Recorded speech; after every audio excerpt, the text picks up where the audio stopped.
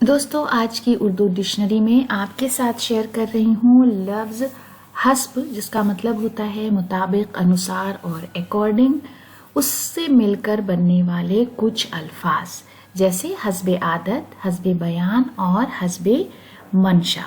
تو سب سے پہلے بات کریں گے لفظ حسب عادت پر، جس کا مطلب ہے عادتاً، معمول کے مطابق یا عادت کے مطابق، سوبھاؤ کے انوسار، نت نیمانوسار۔ انگلش میں اس کے لیے considering, reflecting upon, according to, in conformity with, as per habit جیسے الفاظ استعمال کیے جاتے ہیں۔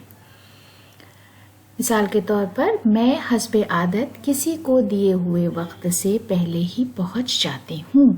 اگر کسی کو وقت دیا ہے آپ نے تو کوشش کیجئے کہ اس وقت پر پہنچ جائیے، حسب عادت یعنی عادت کے مطابق۔ نگہت صاحبہ کا شعر ہے، حسب معمول بے رخی اس کی، حسب عادت میری صدائیں ہیں۔ اس کے بعد لفظ حسب بیان، جس کا مطلب ہے کہنے کے مطابق، ارشاد کے بموجب، نردیشانوسار اور نردیشت، ایز انسٹرکٹڈ اور ٹاٹ۔ مثال کے لیے جملہ ہے، اسکول میں تمام طلباء کو حسب بیان اصول یاد رہتے ہیں، یعنی جو بھی اصول ان کو انسٹرکشن کے طور پر دیے جاتے ہیں، جو ڈسپلن ہے اسکول کا، وہ ان کو یاد رہتا ہے۔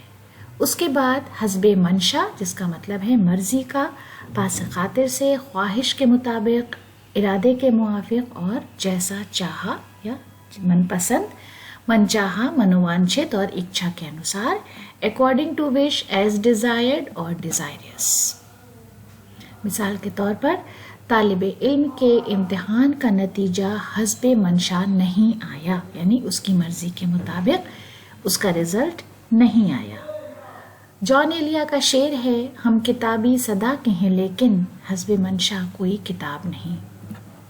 تو دوستو اسی شعر کے ساتھ آج کا ویڈیو ختم کرتے ہیں۔ اگلے ویڈیو میں آپ سے پھر ملاقات ہوگی۔ ویڈیو دیکھنے کے لیے بہت بہت شکریہ۔